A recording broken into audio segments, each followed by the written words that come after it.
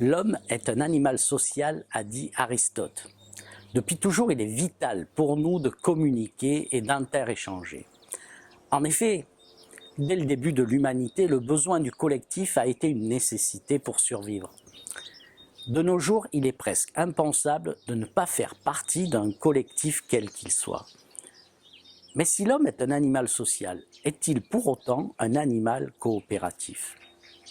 Alors, selon une enquête Ipsos de 2017, un Français sur deux affirmait ne jamais travailler en mode coopératif dans son entreprise.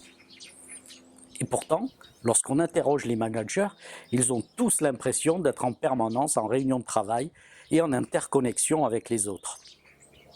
Tout cela pour un résultat et une efficience qui ne sont pas toujours évidents.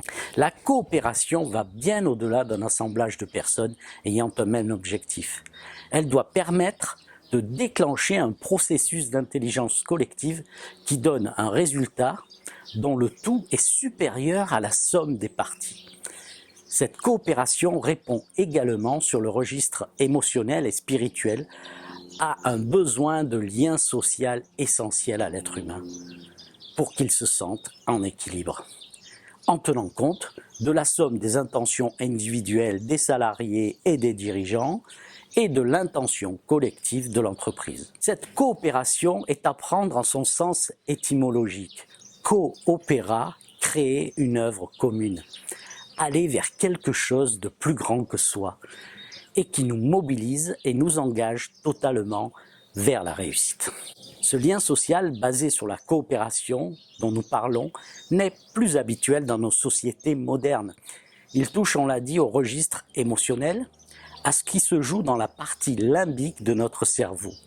Pour activer cette coopération, il nous faut mettre en œuvre certaines nouvelles attitudes en acceptant le changement, malgré un inconfort émotionnel momentané, mais qui va permettre une forme de résilience nouvelle.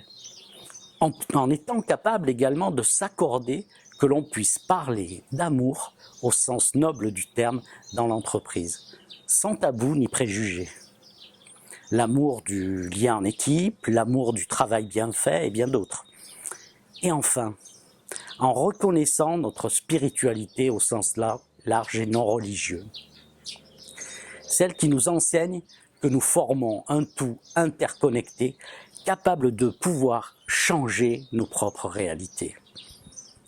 Avec tout cela, vous comprenez que cette coopération se joue à un autre niveau des leviers managériaux classiques et qu'il faut lâcher un certain nombre de croyances et accepter un changement de paradigme pour que ce véritable et profond lien social se mette en place. Pour accéder à ce lien social coopératif, il nous faut, métaphoriquement, passer une porte. Pour ouvrir cette porte à 4 serrures, il y a donc 4 clés. Les 4 clés, si vous voulez les découvrir, elles se présenteront sur la page du lien social de Réalise. Enfin, pour terminer, je citerai André Malraux qui a écrit que le 21e siècle serait spirituel ou ne serait pas. Cette merveilleuse transformation est donc sans doute déjà là.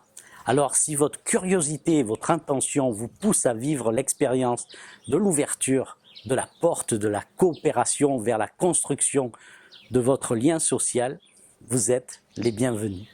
Merci.